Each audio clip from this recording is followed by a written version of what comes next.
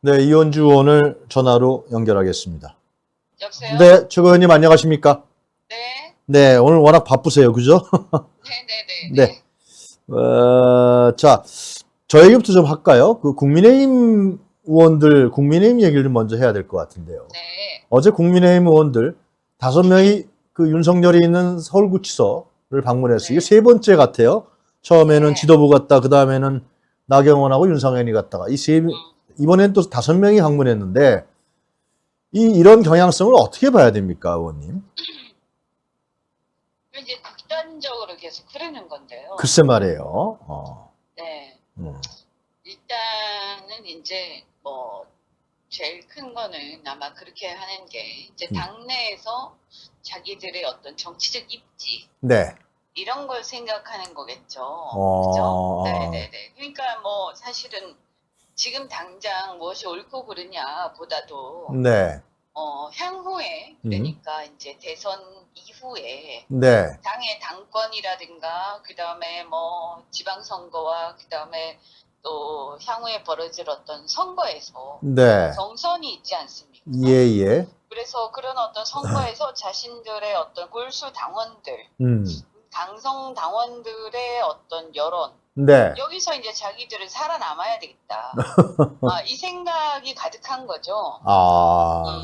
그래서 이 참 어떻게 보면 좀 극단적인 어떤 정치. 네. 그리고 그러면 당원들은 또 왜 그렇게 됐느냐. 글쎄 말이에요. 왜 정상적인 판단을 못 하느냐. 네네네. 옛날에 그 박근혜 대통령 탄핵 때만 해도 네. 당원들이 다 그렇진 않았거든요. 그렇죠. 국민의힘 쪽 당원들이. 예. 근데 지금 보면 이상하다. 당원들도 좀 심해진 것 같다. 그쪽 글쎄요. 당원들도. 아주 걱정도 돼요, 좀 사실.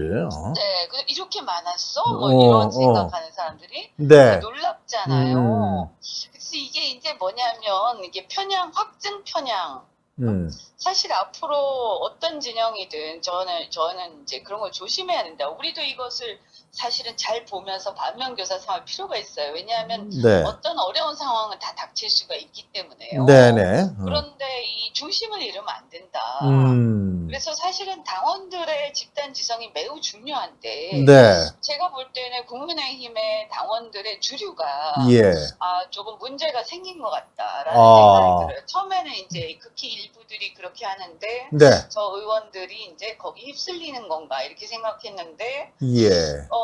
이렇게 쭉 보니까 당원들의 이제 뭐 다는 아니겠습니다만 극성스러운 당원들의 어떤 약간 집단 지성에 문제가 생긴 게 아닌가. 네. 우리 사회나 이런 어떤 그 커뮤니케이션, 소통의 통로에 문제가 있다. 그러면 왜 이렇게 되는가 했을 때 가장 큰 건 저는 유튜브의 알고리즘이라고 생각해요. 네네네.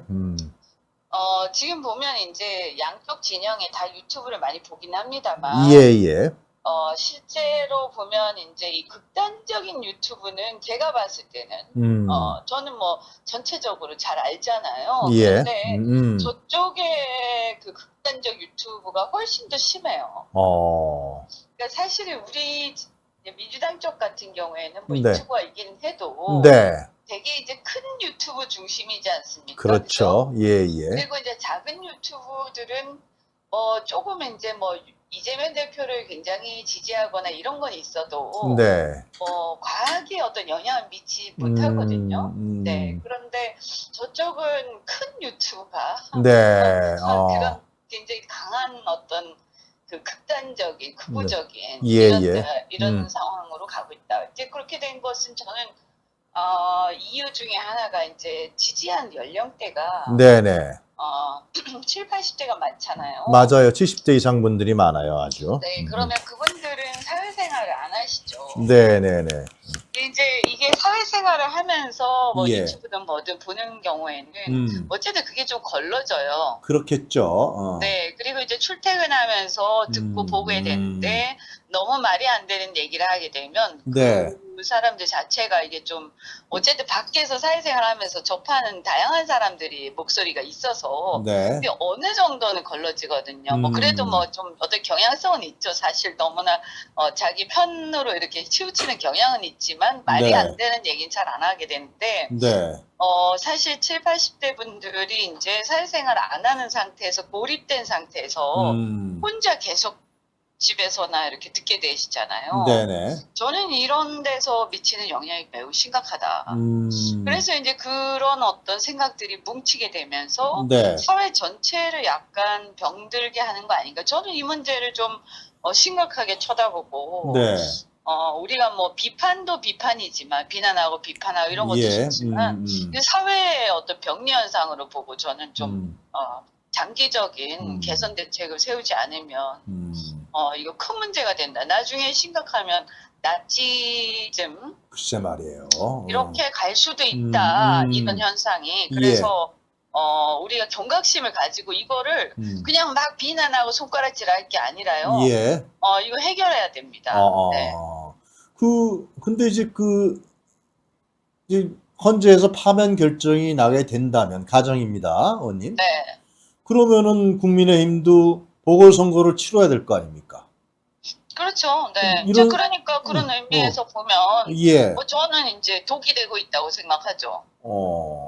네. 근데 그렇게 해서 자기 정치들을 다 하고 예. 자기가 이제 다음에 공천 받을 생각, 다음에 경선에서 이길 생각, 네. 그리고 이제 어떻게 보면 당권을 잡을 생각, 음. 선거 후에, 대선 네. 후에 여기에 전부 다 각각 자기의 이해관계, 정치의 이해관계 몰두해 있는 거죠. 네. 그래서 참 안타깝지만 뭐냐하면 보수의 가장 큰 가치는 네. 국가와 국민 이런 어떤 공동체를 위해서 헌신하는 건데요. 그죠? 그렇죠. 예. 그래서 어떤 면에서는 개인이 희생하기도 하는 이런 게 이제 보수의 장점이자 단점 아닙니까? 네네. 그런데 세상에 그런 사람들이 그 보수적 가치의 근간을 지금 무너뜨리고 있는 거죠. 그래서 네. 자신들의 개인적인 정치적 이해관계를 위해서 국가나 헌법 정신, 헌법 질서, 공동체 이런 걸 다 무너뜨리고 있는 거예요 지금. 그래서 저는 네. 약간 병 들어가고 있다. 우리나라 보수가. 네. 이게 어디에서 그냥 이제 비난하기도 하지만 한편으로는 어디에서 그러한 어떤 근원이 작동을 했는가. 네. 저는 사실 안타깝지 이런 생각도 해봅니다. 과거에 박근혜 탄핵 때 네.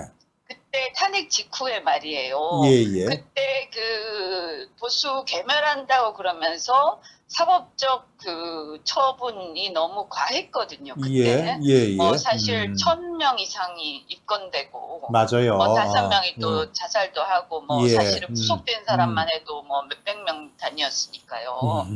그렇게 들리지 않습니까? 네네. 그러면 그 당시에 보면 탄핵이라는 것은 정치적 승패고 사실은 새누리당 내부에서부터 시작된 일이었지만 그때 네. 비박들이요. 네네. 그렇지만 그런 걸 떠나서 그 이후에 윤석열을 위시한 그 윤석열을 비롯해서 특수부 검사들이 자신들의 어떤 출세와 맞아요. 그 어떤 대중적 그 영웅 심리에 들떠가지고 네. 그렇게 해서 굉장히 잔인하게 보수 괴멸의 어떤 칼춤을 쳤는데요. 네. 저는 뭐 잘못을 응징하거나 처단 뭐 이렇게 사법적 처리하는 건 맞지만 네. 지금 와서 보면 무죄로 끝난 사람들이 부지기수였고 사법농단도 마찬가지였고요. 네. 그래서 이런 부분에 대해서 사실은 그 장본인이 윤석열이죠. 글쎄 근데 말입니다. 이것 때문에 보수는 집단적으로 저는 심각한 어떤 트라우마 내지는 그 상처를 좀 받은 경향이 있고요. 네. 그러다 보니까 이게 이제 좋은 방향으로 승화된 게 아니라 반성하면서 보수를 개혁하는 쪽으로 간 게 아니라 네. 이게 어떤 앙심으로 간 거죠. 앙심. 보복 심리. 그러니까 보복의 악순환을 불러왔다라고 저는 분석합니다. 네. 그래서 사실 그때 당시에 예.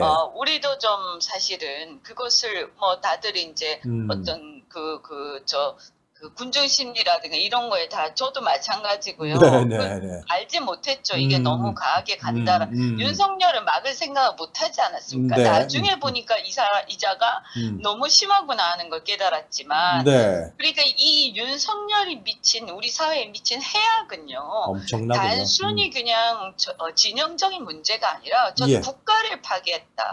국가의 질서를 파괴하는 정말 용서할 수 없는 범죄라고 생각합니다. 그 어제 또 윤석열이는 찾아갔던 김기현 전 대표라든가 이 사람들에게 옥중 메시지까지 날렸어요. 청년 얘기를 했어요. 완전히 정신 나간 사람인데요. 네. 그래서 그러니까 한편으로는 우리 전체적인 자성도 필요하지만 국민의힘 의원들이나 저 당의 네. 작은 어떤 리더들이라는 사람들이 저렇게 제정신을 못 차리고 저렇게 하면서 결국엔 대한민국의 어떤 보수를 스스로 자멸시키는 그죠? 그런 상황이 오고 있는 거죠. 그 김기현 그분도 분명히 이렇게 뭔가 좀 극단적인 그죠? 네. 말하는 거 보면 그런데요. 그거 다 자기 정치하고 있는 겁니다. 아, 그래요? 그래서 아니 우리가 나라를 생각해야 돼요. 나라를 그죠? 예. 그래서 이런 부분은 보면서도 우린 그러지 말아야겠다는 생각도 하게 되고요. 네. 그런데 이제 결국에는 그래서 그러면 우리가 그냥 진영을 갈라서 싸우면 끝나는 거냐. 이제 싸워서 아무리 때려도 해결이 안 되더라. 네. 그죠? 그래서 저는 최근에 이제 대표하고도 그런 얘기를 나눈 적이 있는데요. 네네. 이거 우리가 막 때린다고 해서 다 바뀌지 않는다. 그런데 아까 나치즘 얘기했지만 네. 이거 이대로 방치하게 되면 그러면 사회적으로 나중에 좀 시간이 지나면 더 심각한 상황이 올 텐데 네. 근본적으로 우리가 뭐 잘못한 사람들을 처벌하거나 이런 것들이야 사법부에서 하겠지만 예. 사회적으로 어떻게 국민을 통합할 건가 저렇게 나오는 약간 정신 나간 사람들을 제외하고 네. 그런데 정상적인 지지층들이 있지 않습니까? 국힘을 그렇죠. 지지했던 예. 그래서 지지했다가 지금 후회하고 있거나 네. 마음속으로 잘못했다고 생각하지만 꺼내서 얘기하지 못하는 사람들 네. 그 사람들을 경계심을 풀게 하고 우리가 그런 사람들에 대해서는 포용할 필요가 있다. 네. 그래서 지금 어쩔 수 없이 대한민국의 보수 정치 세력이 건강한 보수 세력이 사라진 상태가 돼 있기 때문에. 글쎄 말이에요. 네, 그래서, 그걸 그냥 방치하면, 갈 곳이 없어진 건강한 보수층이, 저런 극우와 함께 연합하게 되기 때문에 네. 우리가 그들을 포용하면서 우리가 연합하려고 노력해야 된다. 그래서 사실 무슨 중도 외연확장 또는 이런 또는 하거나 타협하려고 하는 이런 제스처들을 네. 일각에서는 진정성이 없다. 또 일각에서는 대표가 대표가 우클릭 너머에서 네. 변했다. 이렇게도 비난도 하는데 예. 지금 제가 말씀드린 어떤 사회 통합의 어떤 그런 관점에서 한번 좀 생각해 주시면 좋겠습니다. 그런 측면에서 봤을 때 어제 이재명 대표의 교수단체 대표 연설은 상당히 유의미한 측면이 있지 않습니까? 어떻게 보십니까? 그렇죠. 그래서 그 관점에서 말씀을 하신 거예요. 그래서 지금은 일단 사업적 처리나 이런 탄핵이나 이런 게 아직 안 끝난 상태라서 우리가 그것을 본격적으로 통합이나 포용을 얘기하기 좀 이른 감이 있죠. 그래서 본격적으로 말씀하시지는 않은 것 같고요. 다만 헌정 질서를 파괴하고자 하는 세력과 헌정 질서를 지키고자 하는 세력으로 이제 진영이 아니라 좌우가 아니라 그렇죠. 그렇게 좀 나누자. 그래서 헌정 질서를 지키고자 하는 세력은 우리가 손잡고 가야 한다. 윤석열 대통령을 지지한 사람이라도 우리가 일부에서 이찍 하는데 그런 것도 조금 자제하고 네. 그죠? 찍었지만 어떻든 지금 후회하고 이래서는 안 된다고 생각하는 수많은 심지어 국민의힘의 지지자들까지도 네. 우리가 대화하면서 하고 그들의 정책 중에서도 나름대로 수용할 수 있는 것들은 우리가 어떤 그동안의 그런 원리주의적인 또는 이제 굉장히 고집스러운 모습을 버리고 네. 같이 좀 이렇게 수용하면서 갈 필요가 있다고 얘기하신 거죠. 그 맥락이 그런 겁니다. 반도체 지원 특별법도 마찬가지고요. 아, 그래, 다만 이제 우리는 그러나 원칙을 버릴 수는 없다. 그렇지. 그죠? 예, 그래서 그 특별법 같은 경우에도 총노동시간이라든가 52시간 근로제의 근간 정신을 버리진 않겠다. 네. 이런 이제 모든 것에 대해서 그런 생각들을 이제 하고 정리해 가고 있는 거죠. 그죠? 네. 예, 성장에 대해서도 마찬가지고요. 그래서 제가 이제 산업 정책 네. 이쪽하고 에너지라든가 이런 건 제가 조언을 많이 했는데요. 네네네. 그쪽과 관련해서는 이제 이런 말씀을 하시지 않습니까? 공정성장. 공정성장이라 그랬죠. 그리고 산업 정책을 강력한 산업 정책 부흥시키자, 부활시키자. 예. 그런데 이것이 그냥 단순히 대기업을 도와주는 게 아니라 도와주고 끝날 게 아니라 산업 생태계를 형성해서 우리나라의 어떤 대기업이나 이런 앵커 기업들은 마더 팩토리를 국내에 만들고 이걸 중심으로 해서 소부장 국산화와 네. 협력업체 산학협력, 그죠? 또 연구자들 육성 이런 것들을 같이 함께 형성하면서 큰 어떤 선단을 이끌고 갈 수 있도록 산업 정책을 펴야 된다. 네. 그래서 생태계 얘기를 하시죠. 그래서 그 말씀을 그건 제가 이제 말씀드린 건데요. 네네. 그러니까 이 산업이 뭐 어떤 대기업 하나 도와주고 끝 이게 아니라, 그죠? 네. 반도체도 삼성전자 도와주고 끝 이게 아니라 네. 이것이 국내에 소부장 기업을 키우고 국산화하고 또 산학협력을 제대로 해서 클 수 있도록 우리가 대학이라든가 교육기관 이런 것들을 같이 키우고 네. 이렇게 해서 이 어떤 대기업이 잘 나가면 그것이 실제로 낙수 효과 같은 게 실제로 이루어질 수 있도록 우리가 그것을 같이 만들어야 되는 거죠. 자, 의원님, 요 점을 좀 구분해서 좀 말씀해 주시면 우리 시청자들이 도움이 많이 될 것 같은데요. 이것이 자칫 잘못하면 성장 중심주의, 뭐 또 수출 제일주의, 또 경제 실적주의 이런 부분하고 혼동될 수가 있단 말이죠.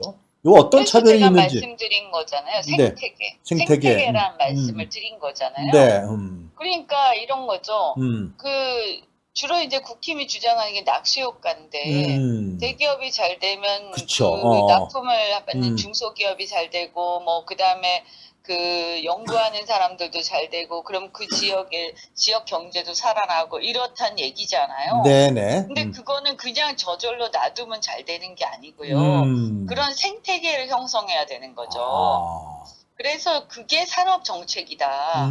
그게. 근데 이제 과거에 처음에 우리가 산업화가 일어날 때는 그렇게 좀 해왔어요. 왜냐하면 다 같은 운명 공동체다 해가지고 다 같이 이제 뭐 설계도 같이 하고 개발도 같이 하고 했잖아요. 그러다가 이제 사실은 90년대 들어서면서 신자유주의 풍조가 오면서 그냥 서로 각자 자기가 돈 많이 벌고 싼 데서 물건 사오고 하잖아요. 그죠? 근데 이제 지금 시대 바뀌었다는 거예요. 예를 들어서 소부장도 싼 거 그냥 아무 데서나 사오면 되는 게 아니라 그렇죠. 우리나라에서 공급망을 조달해야 되는 거죠. 그래야 이게 오래가고 우리가 강해지는 거예요. 그럼 이런 걸 하기 위해서 협력해야 되는 거예요. 근데 이런 협력을 하는 생태계, 그런 일하는 방식을 어떻게 만들어줄 거냐 하는 것은 국가가 산업정책으로 지원을 할 때 그렇게 유도를 해야 되는 겁니다. 그래서 그게 잘 되는 나라가 바로 대만이거든요. 대만의 TSMC는 정부가 기업들하고 같이 출자해서 만든 기업이었어요.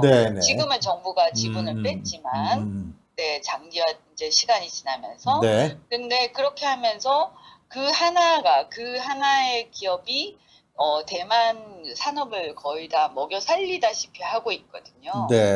이런 생태계를 만들어야 되는 거죠. 그래서 그냥 어떤 대기업이 잘 되면 그 대기업의 몇몇 사람들만 잘 되는 게 아니라 그것을 통해서 우리나라의 그 관련된 산업에 종사하는 생태계를 만들어야 된다. 근데 그건 굉장히 시간이 오래 걸리지만 그렇겠죠. 산업 정책은 그렇게 가야 된다는 거고요.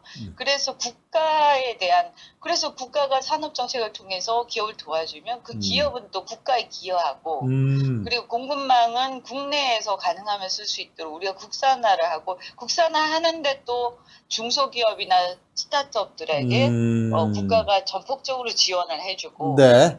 대학도 마찬가지고요.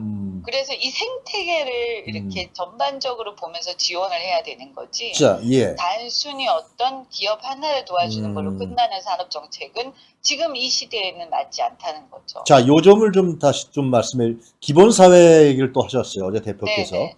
이 기본사회와 지금 최고위원께서 말씀하신 생태계, 이 문제는 네. 어떻게 연관성을 갖는 겁니까? 뭐 그거는 이제 이런 거죠. 사실은 우리가 이제 분배나 성장이라는 게 사람들을 자꾸 이제 이런 것을 이념화해서 싸우다 보니까 네, 그래서 뭐 성장은 우파 정책, 글쎄 분배는 말이야. 좌파 정책 이제 이렇게 생각한단 말이에요. 네. 에너지도 뭐 원전은 우파 에너지, 뭐 재생에너지도 우파 에너지. 네. 근데 그게 틀린 얘기죠, 그죠? 네, 이것은 경제학적으로도 틀렸고 사실은 정치인들이 만들어낸 그런 레토릭이에요. 네네. 그래서 이걸 벗어나자라는 주장인데요.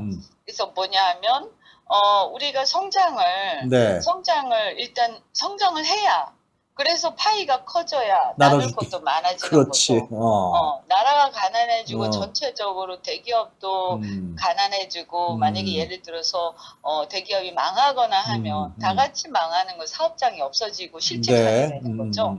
그래서 기업이 잘 돼야 노동자들도 잘 되고 중소기업도 잘 되는데 또 반면에 이렇게 그렇게 노동자들이 또 같이 잘 되고 또 소부장도 국산화가 되고 스타트업들이 막 뭔가 개발을 많이 하고 그렇게 해서 그런 게 또 그 열기가 같이 대기업과 함께 으쌰으쌰 하면서 협력 그 부품들이나 모든 것들이 첨단화되고 국산화되고 또 발전을 해야 그걸 가지고 대기업도 같이 그 공급망 지금은 중국산은 우리가 막 갖다 쓰기 어렵잖아요. 그죠?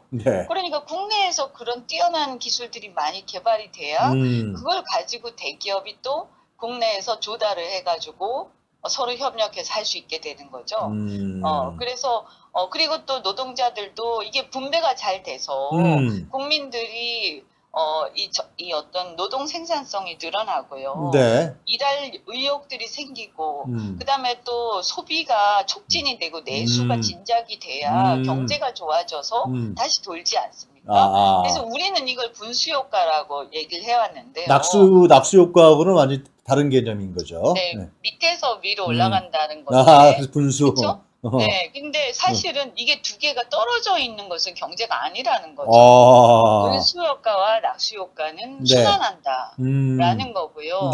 그래서 지금은 굉장히 경제가 심각하게 침체돼 있기 때문에 그리고 이제 대기업도 지금 어려운 상황에 처해 있지 않습니까? 대한민국이. 그래서 일단 성장에 드라이브를 걸 때 그것이 이제 어느 정도 되면 기본 사회는 당연히 전제를 하고 가는 거지만 이 선후가 조금은 바뀌어 있는 거죠. 네, 그래서 우리가 조금 풍족해지면 어쨌든 기본 사회라는 것을 조금 더 드라이브를 걸겠지만 지금 상황에서는 기본 사회는 우리가 깔고는 가지만 그 이상으로 갖고는 가지만 거기에 막 드라이브를 걸기에는 우리가 지금 너무나 힘든 상황에 처해 있기 때문에 윤석열이 완전히 망쳐놓은 거지 완전히. 네, 그래서 일단 앞으로 좀 가면서 그래서 발동을 걸어야 분배할 것도 생기지 않습니까? 네, 그런 의미죠. 자, 의원님께서 지금 어디 가셔야 된다고 중요한 회의가 생기셔갖고 지금 괜찮으십니까? 더 얘기해도? 예, 한 2분 있습니다. 네네네. 그 2분 동안 그러면은 좀 지금 말씀하신 문제 이걸 최종적으로 좀 정리를 좀 해주시죠.